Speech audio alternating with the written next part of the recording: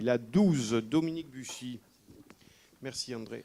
Convention de travaux. Alors c'est une convention de travaux, une autorisation d'accès à la parcelle AK1 à RTE, c'est la parcelle qui se trouve à la salle d'Artigues et au jeu de boules. C'est pour la création, le remplacement d'environ 52 mètres de clôture existant par une clôture non conductrice. Pas de questions. Qui est pour? Qui est contre? Qui s'abstient? Adopté. La 13.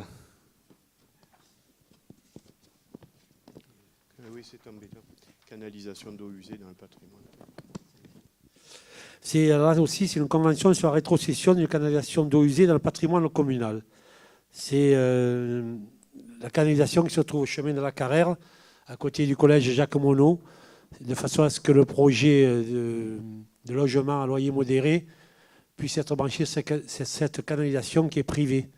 Voilà, donc ça a été un gain pour la commune. Vous avez pu le voir si vous avez lu toute la délibération. On a négocié ça avec les 4 personnes concernées par cette canalisation, donc qui étaient sur le domaine privé public. Et la canalisation, par contre, elle a été privée, elle avait été faite par les 4 habitants de Villa. Donc si on n'avait pas pu prendre cette canalisation, il aurait fallu se brancher sur Sainte-Élisabeth, coût 50 000 €. Là, on a négocié avec les 4 propriétaires avec une déflation depuis qu'ils l'ont fait faire.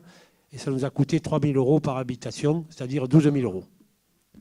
Gain pour la municipalité, 38 000 €. Question, remarque? Oui. Voici un des premiers effets, et malheureusement il y en aura d'autres et beaucoup plus graves avec votre contrat de mixité sociale. En effet, la folle politique de construction de logements sociaux, je rappelle près de 1000 d'ici 2019, alors que les logements ne sont même pas construits, les Pénois sont sommés de payer sur le champ une conduite. Mais ils devront aussi financer l'entretien dans le futur.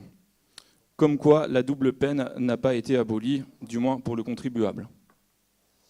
Je rappelle pour information que 90, pour ne pas dire plus, des logements sociaux sont attribués aux Pénois, que 50% de la population des Pennes, on dit souvent les jeunes, mais également les personnes âgées, sont susceptibles d'avoir un logement social.